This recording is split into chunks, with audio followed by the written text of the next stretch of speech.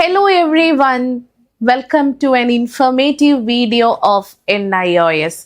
NIOS follow ചെയ്യുന്ന സ്റ്റുഡൻസിന് കുറച്ച് ഉപയോഗപ്രദമാകുന്ന ഒരു വീഡിയോയിലേക്ക് ഏവർക്കും സ്വാഗതം.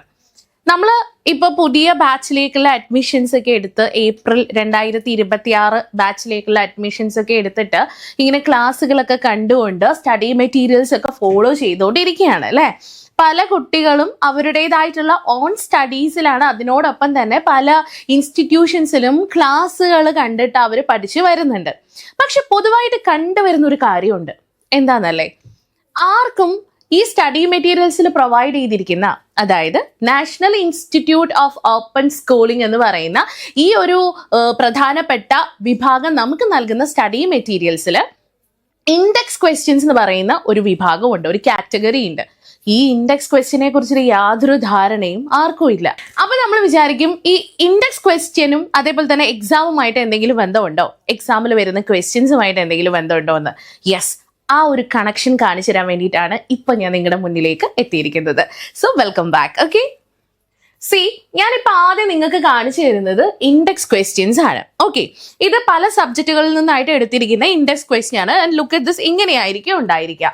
ഇപ്പോൾ ഇതിന്റെ തൊട്ട് മുകളിലായിട്ട് നിങ്ങൾക്കൊരു സ്പെസിഫിക് ആയിട്ടുള്ള ഒരു പാഠഭാഗം കൊടുത്തിട്ടുണ്ടാകും.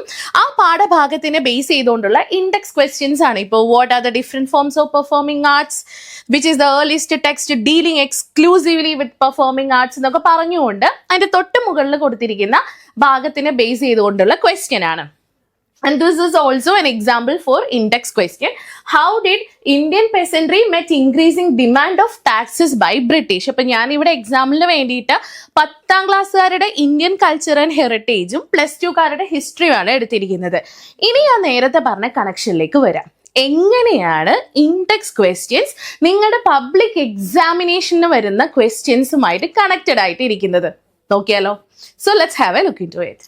ഇത് ഒരു ഇൻഡെക്സ് ക്വസ്റ്റ്യന്റെ ഭാഗത്ത് നിന്നും ഞാൻ എടുത്തിരിക്കുന്ന ഒരു ഇമ്പോർട്ടൻ്റ് ആയിട്ടുള്ള ഒരു സെക്ഷൻ ആണ്. ഓക്കെ, ഇതൊരു ഇൻഡെക്സ് ക്വസ്റ്റ്യൻ ആണ്. ആൻഡ് ഇവിടെ നിങ്ങൾ കാണുന്നത് ഒരു പബ്ലിക് എക്സാമിനേഷന് വന്നിരിക്കുന്ന one word multiple choice question ആയിട്ട് വന്നിരിക്കുന്ന ഒരു പ്രധാനപ്പെട്ട ഭാഗമാണ് ഇത്. കലംകാരി പെയിന്റിങ്ങും റിലേറ്റഡ് ആയിട്ടുള്ള ഒരു ക്വസ്റ്റ്യൻ ആണ് ഇത്. ഇനി ഞാൻ നിങ്ങൾക്ക് കണക്ഷൻ പറഞ്ഞുതരാം എങ്ങനെയാണ് എന്നുള്ളത്. ഇനി ഇൻഡെക്സ് ക്വസ്റ്റ്യൻസും നിങ്ങളുടെ പബ്ലിക് എക്സാമിനേഷന് വരുന്ന ക്വസ്റ്റ്യൻസും തമ്മിൽ എങ്ങനെയാണ് കണക്റ്റഡ് ആയിട്ടിരിക്കുന്നത് നോക്കാം. ആദ്യം നമുക്ക് ഒരു ഇൻഡെക്സ് ക്വസ്റ്റ്യൻസ് നോക്കാം. See, through which paintings were advices given to the younger girls and how is Kalamkari work done. See here, കലംകാരിയെ കുറിച്ചിട്ടൊരു ക്വസ്റ്റ്യൻ ചോദിച്ചിട്ടുണ്ട്. അടുത്തത്, what is special about Kalamkari painting and which is the most famous place for Kalamkari.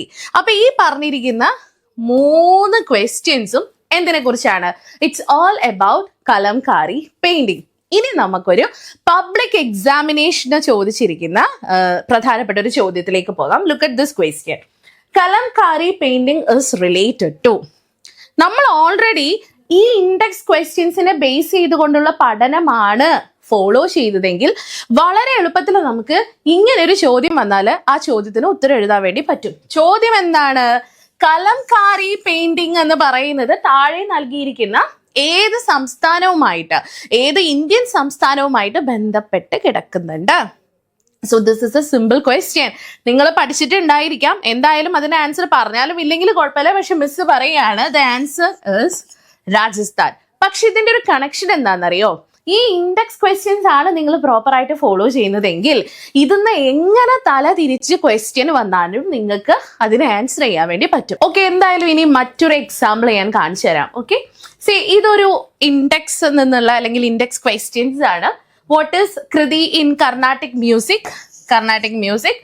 Name few composers of Carnatic music എന്നൊക്കെ തുടങ്ങിക്കൊണ്ട് ചില പ്രധാനപ്പെട്ട ചോദ്യങ്ങൾ ഇവിടെയുണ്ട്. ഇനി പബ്ലിക് എക്സാമിനേഷനിൽ വന്ന ഒരു ക്വസ്റ്റ്യൻ മിസ് കാണിച്ചു തരാം. നോക്കൂ. Read the following sentences and tick the correct answer. ഇവിടെ കൊടുത്തിരിക്കുന്ന സെന്റൻസസ് ഫോളോ ചെയ്യുക, അത് വായിക്കുക, ആൻഡ് ഓൾസോ എന്ത് ചെയ്യുക, ശരിയായ ഉത്തരത്തിന് എന്ത് ചെയ്യുക, മാർക്ക് ടിക്ക് ചെയ്യുക എന്നുള്ളതാണ്.